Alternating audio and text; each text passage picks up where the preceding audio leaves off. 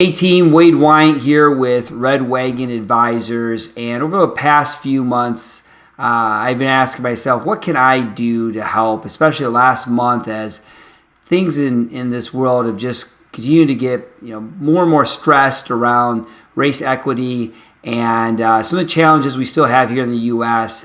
In that, some of those challenges are being seen around police reform, education reform, and even judicial or the court reforms and the way we work with people. And I really can't do a lot there other than vote with my dollar and vote with my vote.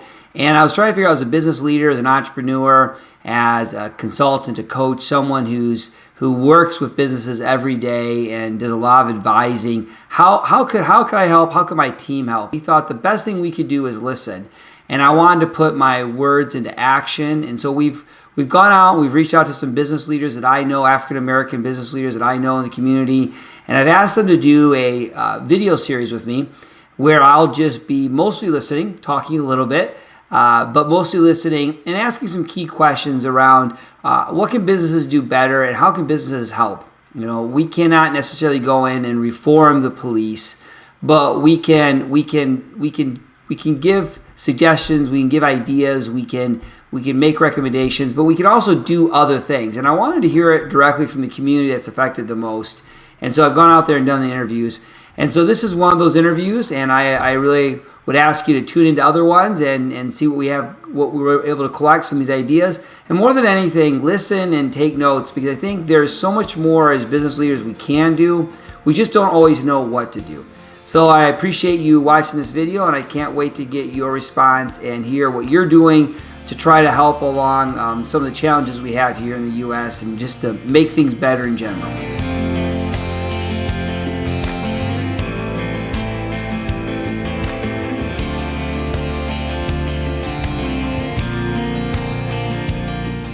If you were ushered into a Fortune 500 company and you could change one thing, you're CEO of this Fortune 500 company, you got one thing you can change, it's going to make the biggest impact. Because that's what I always ask whenever I'm with a company or I'm with a group of people and they're talking about a company in my coaching and consulting. I'm always, okay, if you're the CEO, what's the one thing you would change? Sure. If I were to run a company, man, you asked me to say one. Okay, I'm going to say one, and then I'm going to try to throw a couple of them in. Sure, absolutely. I know how you work. I think first, I would do this, Wade. I would create social enterprise. That's what I would do. I would begin an initiative inside the company for social enterprise. Social enterprise. Okay. And simply help assist with solving some of the crucial problems that are social problems that are plaguing urban communities. Okay, and I think by creating some social enterprise, it'll help address some of those basic needs through innovation. I think it would also help empower and improve some of the lives of our undeserved and marginalized groups, specifically blacks. They're underserved, they're marginalized, they're disenfranchised, if you will.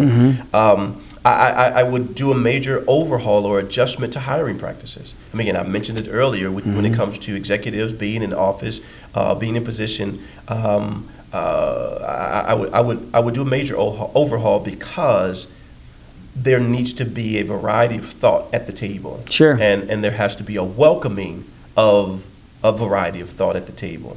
I think in that therein lies giving opportunity to blacks to join the conversation and offer their thought and insight when it comes to the direction of said company.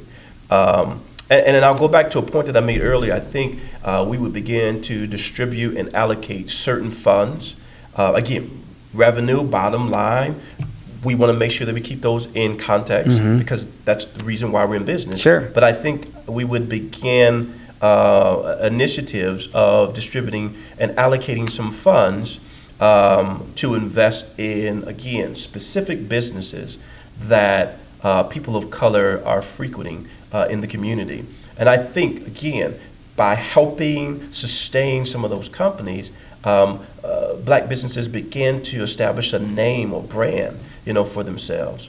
And I think in the end, you put more people to work, you help stabilize that community, you give blacks in that community opportunity to raise their value, their thinking, their income status. I think it will help decrease crime. Oh, sure, I think absolutely. it will help with forward movement, educational programs and initiatives. I think churches will begin to see a great benefit from that. Other community agencies will actually begin to increase. And I would even say this, perhaps there will be less of a need for nonprofits.